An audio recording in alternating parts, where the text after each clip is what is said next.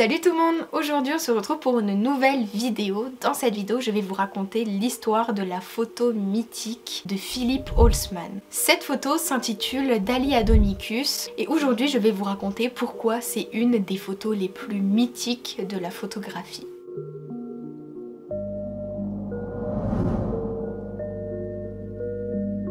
Avant de commencer cette vidéo, n'hésitez pas comme d'habitude à liker la vidéo, ça me ferait très plaisir. N'hésitez pas à vous abonner à ma chaîne YouTube pour ne rien louper des prochaines vidéos. Et puis si mon contenu vous plaît, ça fait toujours plaisir. Et n'hésitez pas également à vous abonner à mon Instagram. Maintenant je vous laisse avec la suite de la vidéo.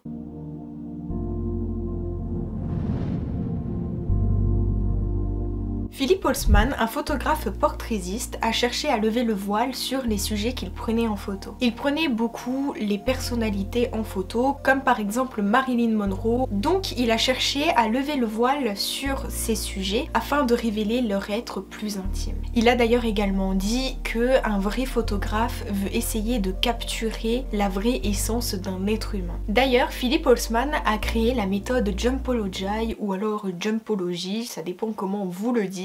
Mais il a créé cette méthode qui consiste tout simplement à faire sauter ces sujets afin qu'ils se concentrent sur l'action, laissant tomber leur masque et révélant leur vraie personnalité. Mais capturer l'essence de Salvador Dali était une tâche assez complexe. Près de 4 décennies, le photographe Holzman va photographier à plusieurs reprises l'artiste Salvador Dali, stimulant les portraits en noir et blanc les plus emblématiques du surréalisme.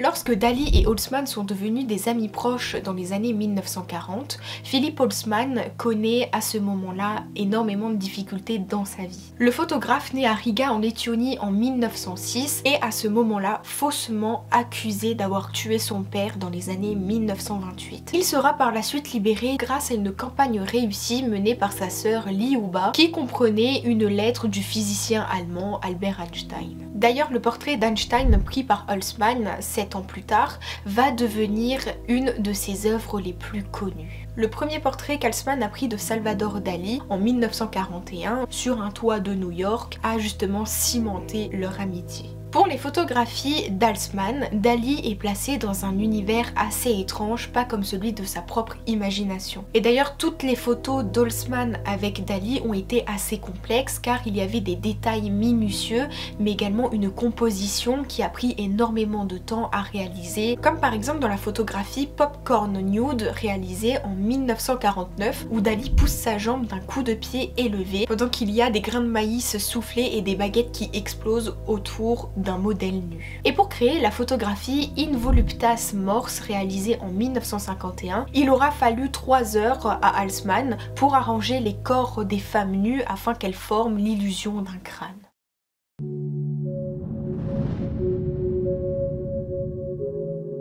La photographie que je vous parle aujourd'hui, qui est Dali Atomicus, a elle aussi nécessité un temps de préparation assez intense. Holzman s'est d'ailleurs inspiré de l'œuvre originale de Dali, qui est l'Eda Atomica, pour réaliser cette photo. Et d'ailleurs, dans la photographie d'Holzman, on peut apercevoir à l'arrière-plan à droite qu'il y a l'œuvre originale de Salvador Dali qui est posée.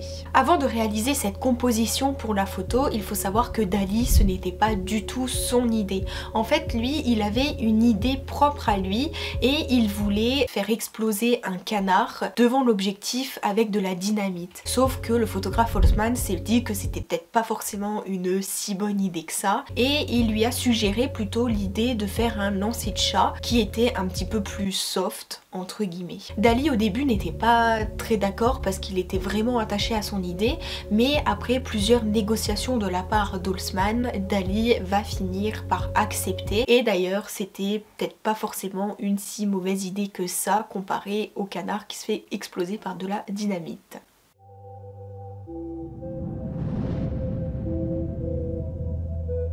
Pour la la photo, les deux artistes se trouvaient dans un studio situé à New York. Ils étaient d'ailleurs pas seuls, il y avait avec eux plusieurs personnes qui étaient là justement pour les aider à réaliser cette photo. On est à ce moment-là en 1949, je vous rappelle qu'il n'y avait pas du tout de logiciel dédié à la retouche comme par exemple Photoshop, etc. Et donc forcément pour réaliser une image surréaliste avec des éléments un petit peu en lévitation, il fallait qu'il y ait des personnes qui les aident. Il y avait donc 3 personnes qui s'occupaient à jeter les chats, il y avait une autre personne qui s'occupait à jeter l'eau et il y avait la femme du photographe Holzman qui s'appelle Yvonne qui l'aidait à justement porter la chaise à bout de bras pour faire comme si elle était en lévitation. Concernant les objets de la photographie, ils sont justement suspendus à du fil transparent et les éclairages sont d'ailleurs très bien réglés afin que la scène soit déjà bien éclairée mais afin aussi qu'on ne voie pas le fil transparent. Quant à Dali, son rôle était tout simplement de poser et surtout de sauter au bon moment quand le photographe lui dirait de sauter. Alors il y avait une coordination qui était assez importante parce que vous l'aurez compris, si quelqu'un n'est pas très coordonné, il fallait tout recommencer à zéro, donc c'était important que tout le monde se mette d'accord et que tout le monde suit un petit peu le processus de la photo. Une fois que la composition est prête et que tout le monde est prêt à leur poste, la séance photo peut enfin commencer. Après chaque tentative de photo, Holzman se précipite dans les escaliers afin de rejoindre sa chambre noire afin justement de faire développer ses photos et voir le résultat. Alors il les développe directement à la suite et il les imprime également. Pendant que Holzman s'occupe du développement des photos dans sa chambre noire, dans le studio, on remet tout en place. On essuie le sol, on rattrape les chats, on les caresse pour justement les rassurer. Dali, lui, se regarde dans la glace pour réajuster ses vêtements, il enlève les quelques gouttes d'eau qu'il a sur lui, puis ils attendent que Holzman revienne dans le studio avec le verdict. Petite précision, il y avait également la fille du photographe Holzman qui est âgée à ce moment-là de 9 ans et elle s'appelait Irène. Irène, à chaque prise de vue, elle va récupérer les chats et elle va les sécher avec une serviette et elle va à la fin de la séance leur donner des sardines pour leur récompense. Pendant ce temps, Holzman est toujours dans sa chambre noire à faire développer ses photos. Quand ses photos sont développées, il les regarde et là, il s'aperçoit que ça ne va pas du tout. Il n'y a rien qui va sur ces photos. Il va écrire tous les défauts sous chacune des photos afin de recommencer et de ne pas faire les mêmes erreurs. Sur une des photos, il y a une des assistantes qui est entrée dans le cadre. Ensuite, il y a Salvador Dali qui a sauté un petit peu trop tard. Il y a également la chaise qui cache le visage de Salvador Dali. Ensuite, il y aura un problème avec le jeté de l'eau. Enfin bref, il y a plein de choses qui ne vont pas. Holzman, lui qui est perfectionniste, ne peut pas laisser une photo à moitié ratée et donc la seule solution c'était de tout recommencer. Vous imaginez bien que la séance photo a été très longue. Après 26 prises de vue, c'est enfin là que Philipp Holzman va obtenir la photo qu'il voulait obtenir. Lorsque Holzman est enfin satisfait de sa composition, Dali ajoute, une fois les images imprimées, sa petite touche personnelle qui est les petits tourbillons de peinture qui se trouvent sur le chevalet. Ce sera d'ailleurs le seul trucage entre guillemets de cette image qui est quand même époustouflante et qui a été réalisée en 1948. L'image finale sera donc publiée par la suite dans le magazine Life. Holzman a bien évidemment réalisé des photos un petit peu plus classiques et d'ailleurs il dira « Je fais beaucoup de portraits et je les prends très au sérieux. Avec vérité et sans artifice, je tâche de saisir l'essence même de mon sujet. » Holzman va d'ailleurs détenir le plus grand nombre de couvertures réalisées dans le magazine Life. Il a fait au total 101 couvertures de ce magazine.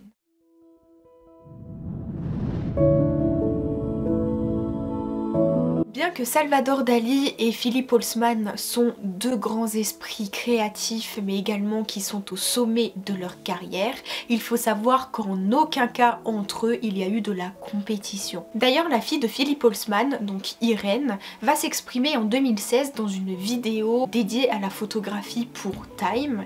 Elle va dire: Dali n'a jamais vraiment voulu photographier, Philippe n'a jamais vraiment voulu prendre un pinceau, mais ensemble ils ont collaboré et ont fait les photos les plus scandaleuses.